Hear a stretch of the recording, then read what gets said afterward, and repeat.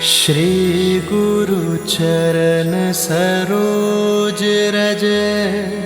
शीघ्र चलिए ऋषि कुमार, प्रभु श्री राम आपका गान सुनने को आतुर है। उनसे ज्यादा आतुर तो हम हैं हनुमान जी। चलिए। तो आइए, चलिए।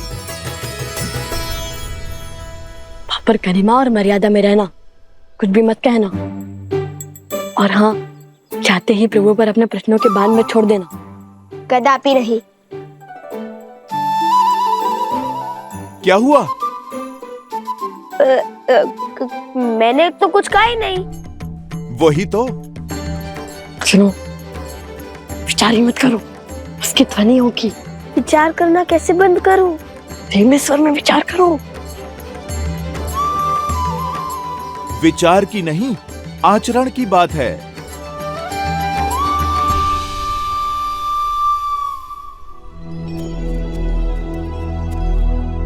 आप गा नहीं रहे, क्षमा कीजिए, किंतु मेरे से प्रतीक्षा हो नहीं रही।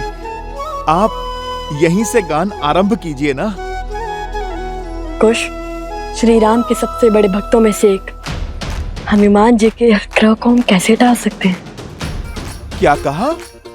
सबसे बड़े भक्तों में से एक? मुझे तो लगा मैं अपने प्रभु श्री राम का सबसे बड़ा भक्त हूँ।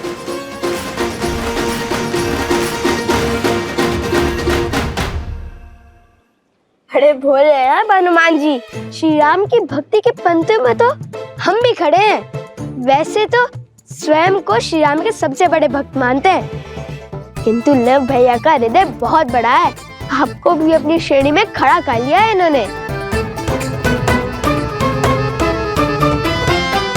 धर्म और ज्ञान तो अद्भुत थे ही, आप तो वाक शास्त्र में भी श्रेष्ठ निकले। चलिए, हम सभी भक्त अपने भगवान के समक्ष उनके गुणगान गाते हैं।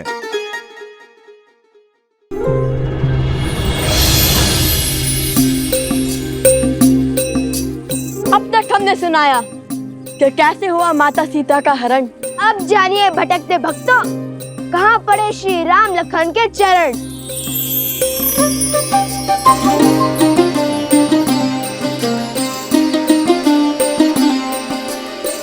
कलते विरह में ऋषि मुख आए, भेटे पवन सुत हनुमत पाए। सुग्रीव संग फिर हाथ मिलाए, लाली मर्जा वचन निभाए। सिया खोजन चले वानर एक मत, मुद्रिका ले बोले राम से हनुमत। जो न मिला सिया माँ का प्रहार, लौटेगा ना जीवित हनुमान। राम हनुमान का प्रेम महान, राम सिया राम सिया राम सिया राम, राम सिया राम सिया राम सिया राम, राम सिया राम सिया राम सिया राम।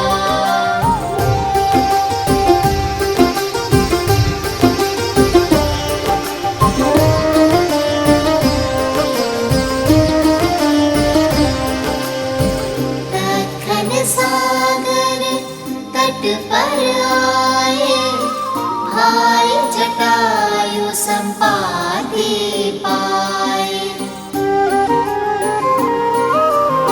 सागर पार है स्वर्ण की लंका, जहाँ बजता रावण का डंका। बंदी वहीं पे है माँ सीता, पाओगे सागर जो जीता। बाधा विकट कैसे सागर हो पार, वानर सब आशा गए हार।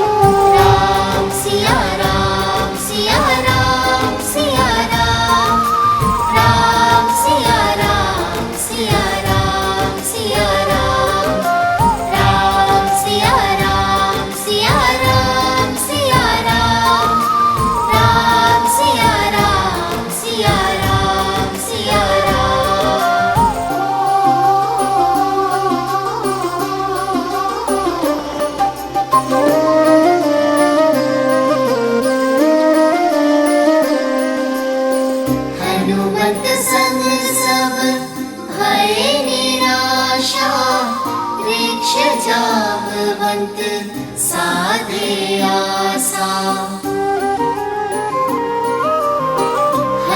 बल शक्ति तुम में अपरा, बाल काल रवि भक्षे सारा। याद करो तुम बल रत्नाकर, पल भर में लांघोगे सागर। हनुमत फिर बन गए बलधाम, भरी छलांग ले श्री राम का नाम। राम सिया राम, सिया राम, सिया राम। राम सिया राम, सिया राम, सिया राम। राम सिया राम, सिया राम, सिया राम।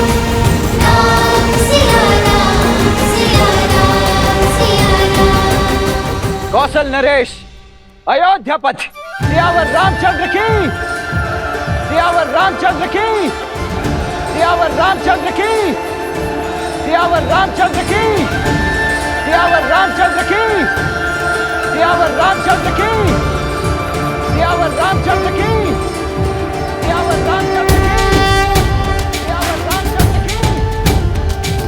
श्री रामचंद्र कृपालु भजु मन, हरण भव भय दारुणम्। श्री राम, श्री राम, राम राम, श्री राम।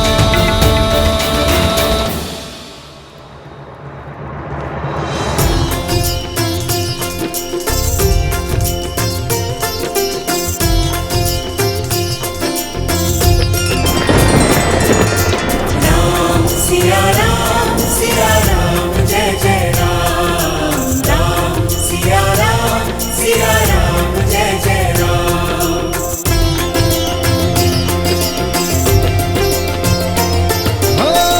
मंगल भवन मंगल हारी, द्रवहु सुदशरथ अजर बिहारी।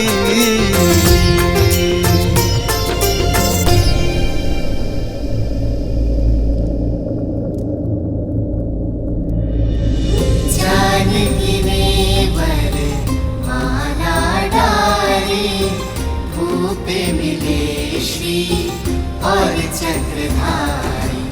एक हो गए फिर सिया और राम, दो है शरीर एक है प्राण।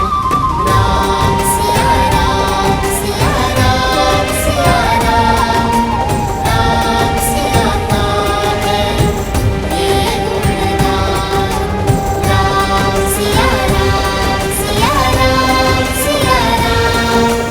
राम सिया का है लक्ष्य महान। राम सिया राम, सिया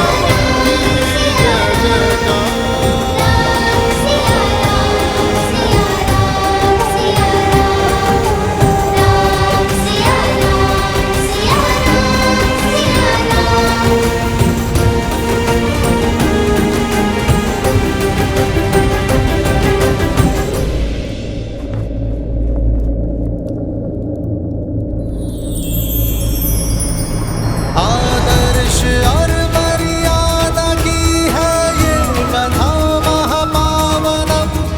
काट मद श्री से मिलाने श्रीमद् रामायणम, श्रीमद् रामायणम, श्रीमद् रामायणम। श्री राम, श्री राम, श्री राम, श्री राम।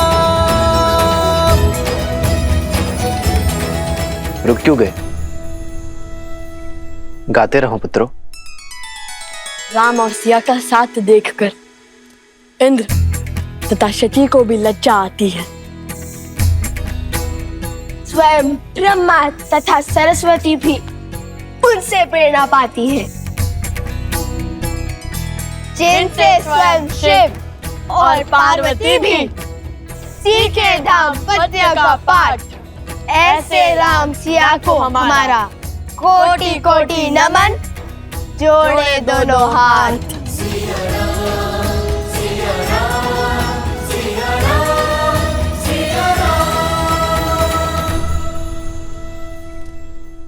अब तक हमने सुनाया कि कैसे हनुमान जी ने लंका को भस्म किया, तोड़ा दशरथन का अभिमान, दिया श्री राम का शक्ति प्रमाण।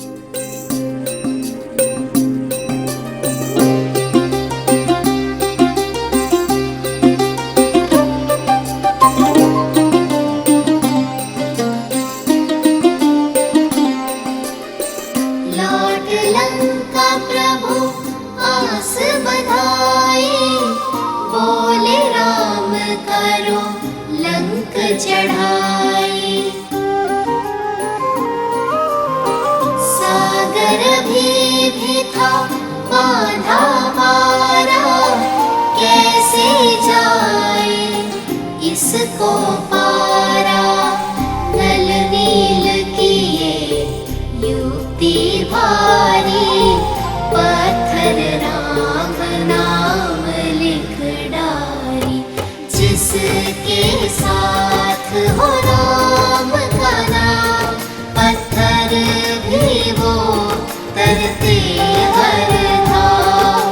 सेतु बना हुए पार श्री राम, राम सिया राम सिया राम सिया राम। राम सिया राम सिया राम सिया राम। राम सिया राम सिया राम सिया राम।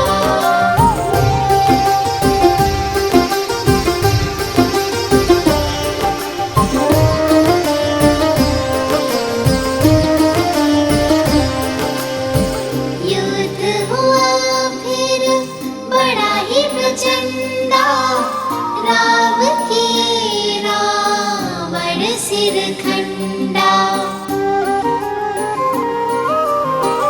अंबर में सब देव पधारे, शौर्य राम का देख सराहे।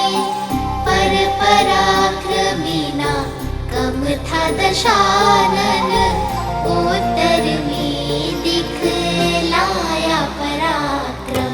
कटते जाए शीश अनंता, पर रावण जाए नाहंता। पहुँचे कैसे युद्ध परिणाम, विचलित अब हो बैठे राम। राम सिया राम सिया राम सिया राम। राम सिया राम सिया राम सिया राम।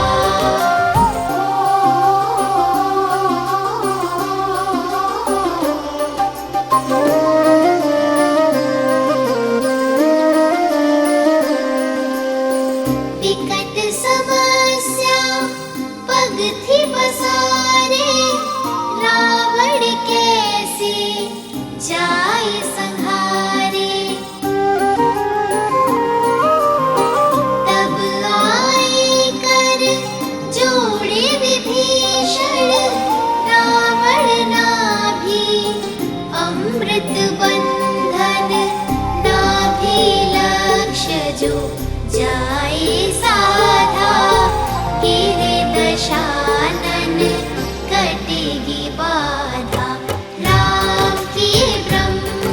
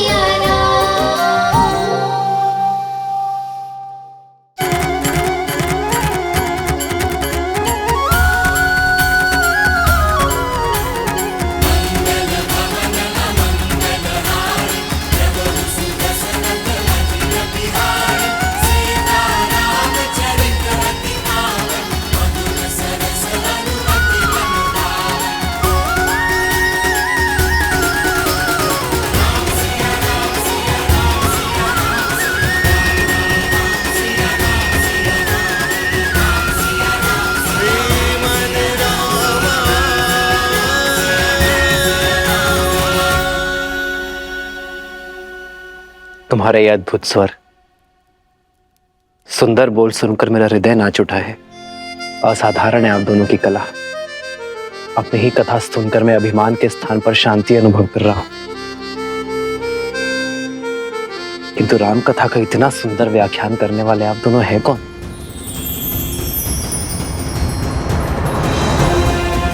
अपना परिचय दीजिए बालकों।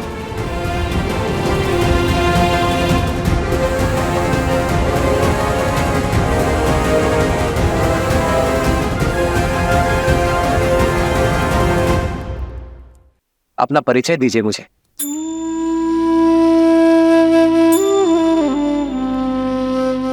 जब हम राजा राम से मिलेंगे ना तो उन्हें अवश्य बताएंगे कि हम हनुमान जी की भांति हम उनके सबसे बड़े भक्त हैं।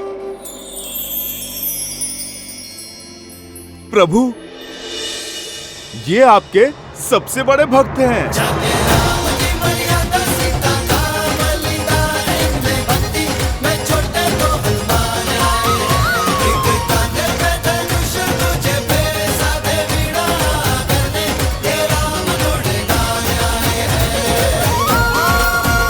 अच्छा, यदि मेरे हनुमान को लगता है कि आप दोनों मेरे सबसे बड़े भक्त हैं, तब तो संशय करने का प्रश्न ही नहीं उठता।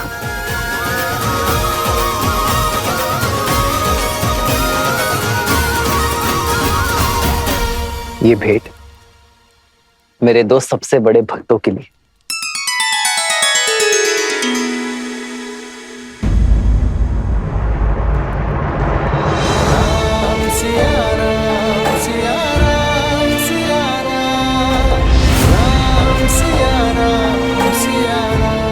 अपशगुन,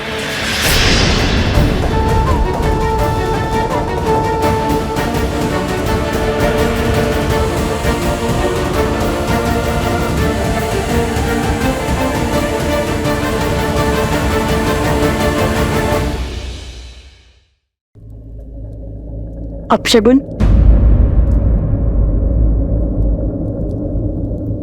अपशगुन में भी शगुन छुपा होता है। सुकर्म और सोच अपशकुन को भी शगुन बना देती है। ये भेंट मेरे सबसे महत्वपूर्ण भक्तों के लिए है।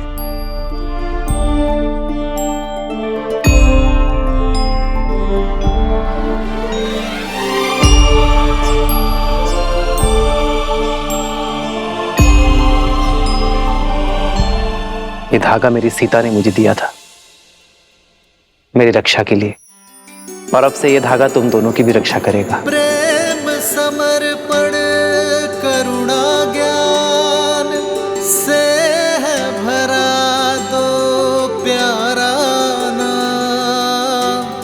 जय सिया राम, जय जय सिया राम, जय सिया राम, जय जय सिया राम।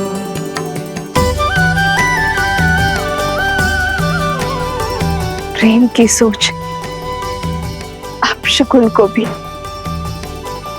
शुभ संकेत बढ़ा देती है। निराशा में भी आशा की कोपल देने के लिए धन्यवाद महादेव।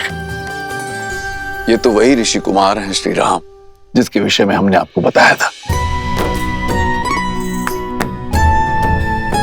लवकुश, लव कुश,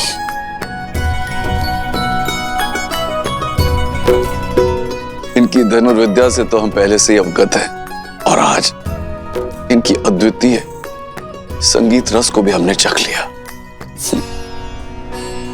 बालकों, तुमने हमें इस विषय में पहले क्यों नहीं बताया? यदि धनुर्विद्या की प्रतियोगिता में बाण के स्थान पर नाद छेड़ते तो हार जाते ना।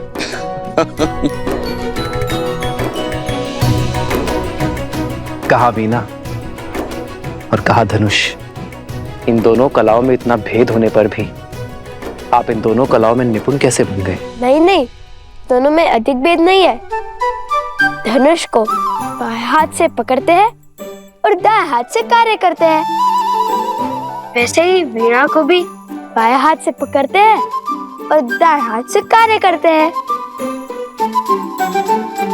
भेद तो हृदय के भावों में होता है महाराज। माता ने सिखाया था कि जिन्हें देखकर धनुष उठाने का मन करे वो शत्रु होता है, और जिन्हें देखकर वीणा के तार झनकाने का मन करे वो साक्षात ईश्वर का अवतार। और हमने तो बालपन से ही आपको अपना आराध्य माना है। धन्य है ऐसी उत्तम संस्कार देने वाली माता। आप दोनों उन्हें नहीं लाए अपने साथ? हमारी माता वन देवी है।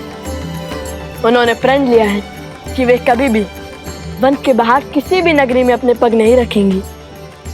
अभी तो मैं यज्ञ के बंधन में बंधा हूं, किंतु फिर कभी तुम्हारे माता के दर्शन करने अवश्य आऊंगा। माता सीता को भी लाएंगे ना?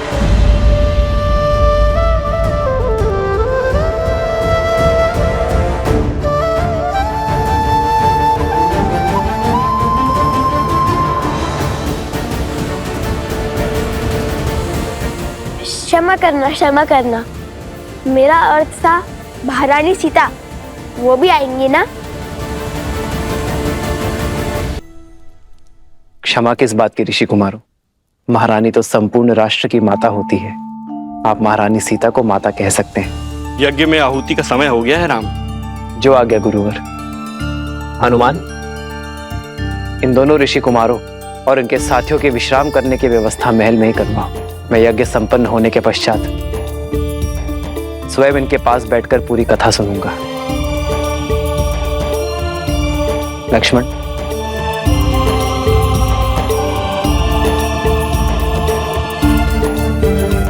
देवी चले। सत्य कहा था आपने आर्य। यहाँ आकर उचित किया हमने। अब मुझे इन बालकों के साथ समय व्यतीत करने का अवसर मिलेगा।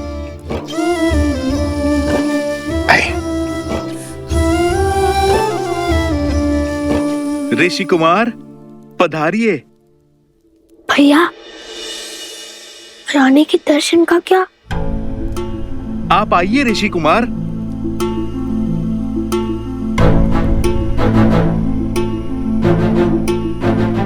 ऋषि कुमार, क्या बात है? वचन भंग हुआ। आपने कहा था आप महारानी के भी दर्शन करवाएंगे। अयोध्या की धरा पर कोई वचन भंग नहीं होगा ऋषि कुमारों। आपको महारानी सीता के दर्शन करने हैं ना? आइए यज्ञ स्थल पर।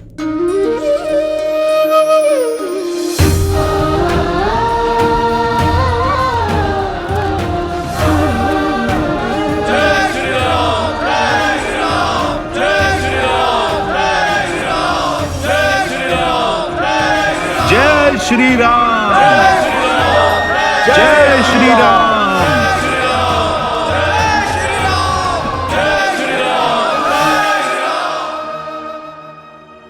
सब कुछ सज्ज है महाराज। आप ही की प्रतीक्षा थी। महारानी को ले आए।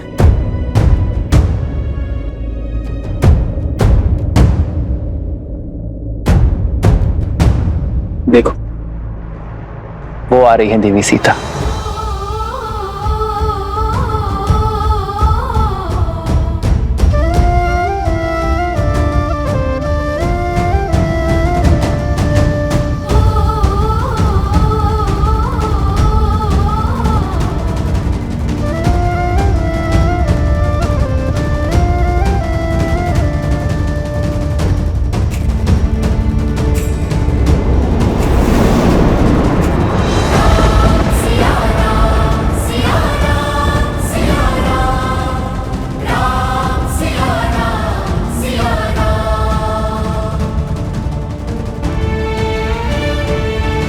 महारानी सीता की देह तो अयोध्या में वास नहीं करती है, किंतु राजधर्म की मर्यादा जो निभानी है, मेरी प्रिय पत्नी के प्राण इस मूर्ति में प्रतिष्ठित है।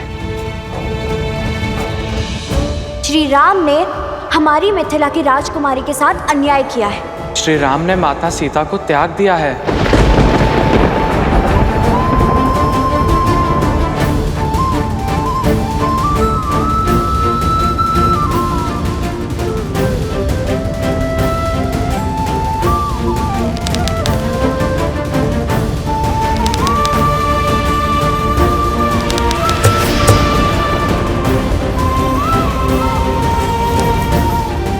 ऋषि कुमार,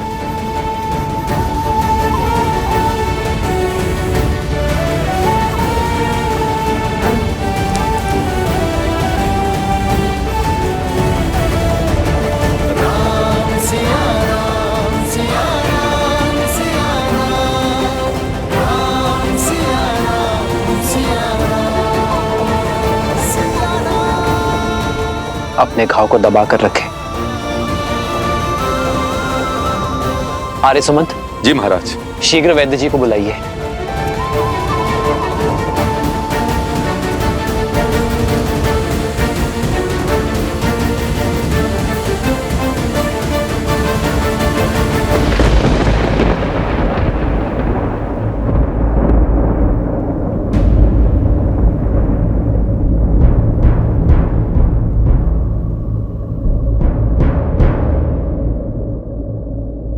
रक्त बह रहा है ऋषि कुमार, इन्हें स्वच्छ करना होगा। आपको उपचार की आवश्यकता है।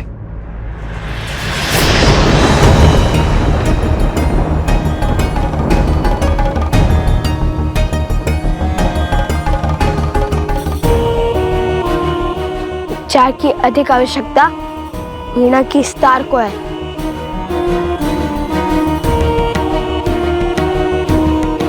जो साक्षात माता सरस्वती ने हमें उपहार दिया था। ऋषि कुमार, महाराज की उदारता का उत्तर उद्दंडता से देना उचित नहीं है। लक्ष्मण, मेरा भाई उद्दंडी नहीं है, केवल उसके मुख पर बुद्धि से अधिक उसके भावों का अधिकार है। राजानुज, बिल्कुल आप ही की भांति। तुम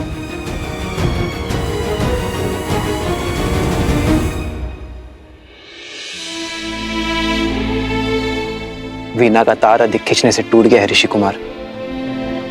क्या आप बताएंगे ऐसा क्या हुआ?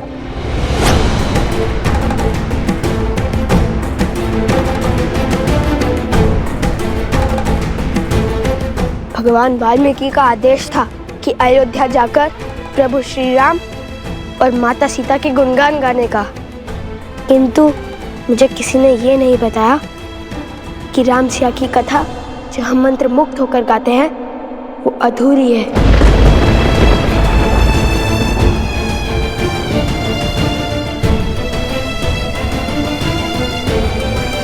ऋषि कुमार, संसार हर क्षण हमारे सामने एक नई चुनौती लेकर आता है, और उस समय धर्म के लिए, कर्म के लिए जो कार्य हमें करने पड़ते हैं वो कठिन अवश्य होते हैं, किंतु अनिवार्य होते हैं। एक व्यक्ति की जीवन कथा तब तक अपूर्ण है जब तक उसके प्राण उसके तन में। तो क्या जीवन की चुनौती के लिए कोई पत्नी अपने पति का साथ और हृदय का त्याग समर्पण कर सकती है महाराज?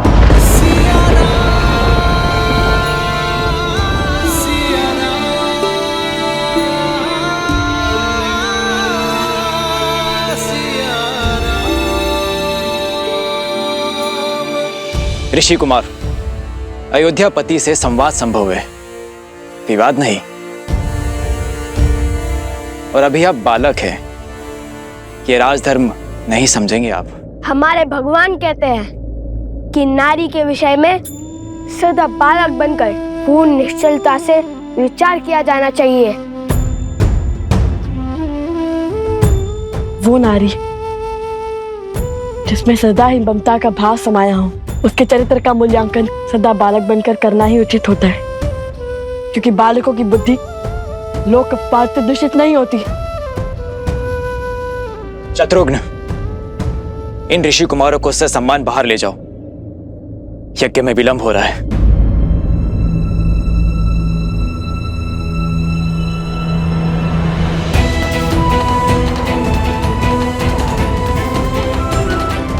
यदि मेरे श्री राम के मन में अपनी संतान के लिए प्रेम जागा तो कहीं उनका तप भंग ना हो जाए। शत्रुघ्न,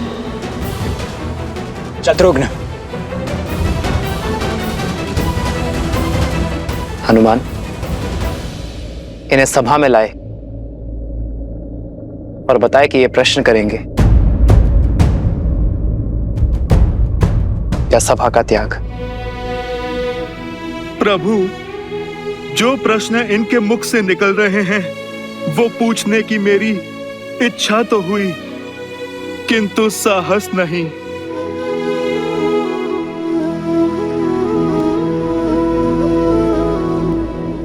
तो जो पूछना है वो अवश्य पूछो ऋषि कुमारों, मैं यथाशक्ति उत्तर अवश्य दूंगा। क्योंकि आपने माता सीता का त्याग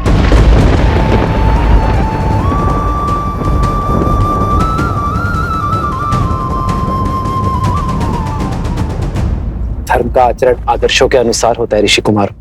एक संतान के लिए उसके माता पिता आदर्श होते हैं। अपनी संतान को धर्म की सीख देने के लिए उसके माता पिता को कभी कभी सुख का त्याग करना पड़ता है। वैसे ही अपनी प्रजा के लिए उसके राजा और रानी आदर्श हैं, सबके लिए परमात्मा आदर्श है। इसलिए संसार के सुख के लिए प्रत्येक युग में श्री विष्णु और माता लक्ष्मी एक दूसरे से वियोग की पीड़ा सहते हैं। उसी से प्रेरणा लेकर अयोध्या नगर और कोसल राष्ट्र की प्रजा को उचित धर्म का दर्शन देने की इच्छा से मैंने और सीता ने वियोग का दुख स्वीकार किया।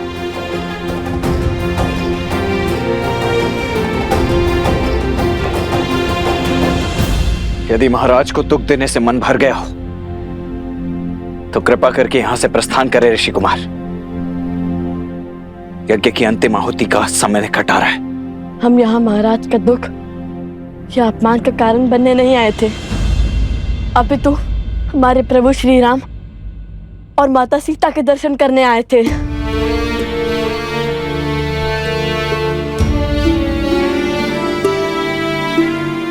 पीड़ा है तो केवल इस बात की कि हम केवल महाराज के दर्शन का सौभाग्य ले पाए, प्रभु राम के दर्शन का नहीं, क्योंकि सीता के बिना कैसे राम। राम सिया राम सिया राम सिया राम, राम सिया राम सिया राम, राम सिया राम सिया राम सिया राम, राम सिया राम सिया। पिताश्री, क्या लव और कुश के प्रश्न उचित थे? जैसे वृक्ष पर बैठे व्यक्ति को धरती पर खड़े व्यक्ति की तुलना में कहीं दूर तक दिखाई देता है, वैसे ही किसी भी व्यक्ति के प्रश्नों की मर्यादा भी उन प्रश्नों की दूरदर्शिता पर निर्भर करती है। परंतु इसका अर्थ यह कदापि नहीं कि धरती पर खड़े व्यक्ति के प्रश्न अनुचित हैं या फिर उसे प्रश्न पूछने का अधिकार ही नहीं। वो समय भी आएगा जब लव और कुश इस समाज को, संसार को और सृष्टि को और भली भांति समझने लग जाएंगे। और जब वो समय आएगा प्रिय गणेश, तब वो दोनों स्वतः ही उस प्रश्न पर पहुंच जाएंगे जो राम और सीता के पुनर्मिलन का आधार बनेगा।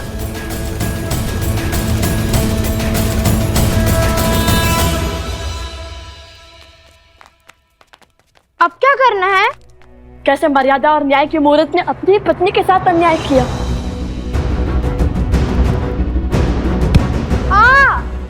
अकस्मात क्यों रुक गए?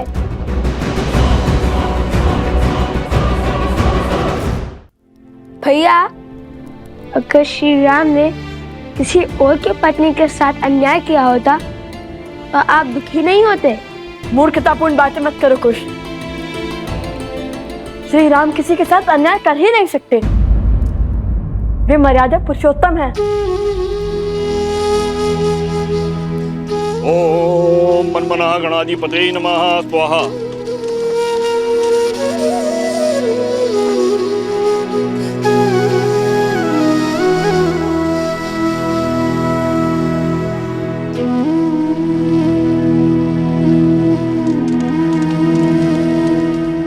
तो क्या जीवन की चुनौती के लिए कोई पत्नी अपने पति का साथ और हृदय का त्याग समर्पण कर सकती है महाराज?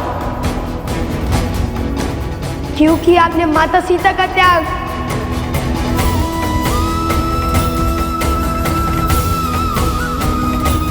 क्योंकि सीता के बिना कैसे राम।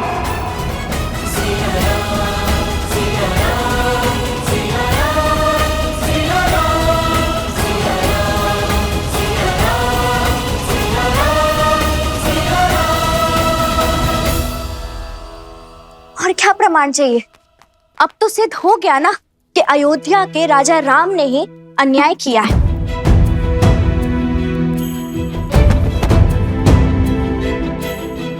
नहीं, मैं नहीं मानता। अवश्य ये कोई ऐसा भेद है जो पूरा संसार नहीं जानता है। अर्थात श्री राम कुछ छुपा रहे हैं।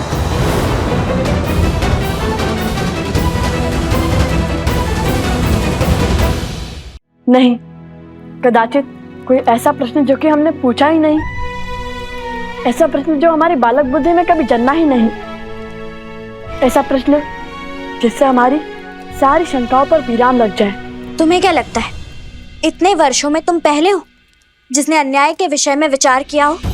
मिथिला के हर घर में बस यही चर्चा होती है लव।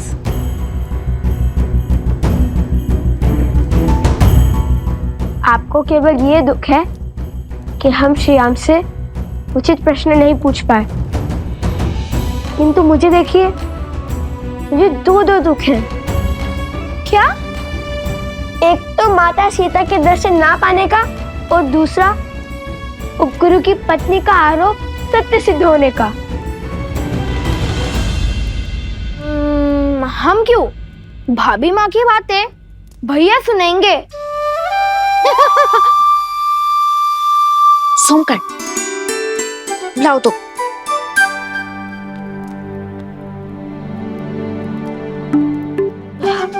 बहुत भूख लग रही है, आज भोजन क्या करेंगे? धन्य हो कुमार कुश, इतने बड़े दुख के बीच में भी तुम्हें भोजन की पड़ी है। दुख हृदय में है और भूख पेट में, दोनों अपने निर्णय लेने के लिए स्वतंत्र हैं। हाँ, चलो ना फिर भोजनशाला में चलकर खाते हैं। नहीं, अब हम अयोध्या का अन्न तभी खाएंगे जब माता सीता अयोध्या लौटेंगी।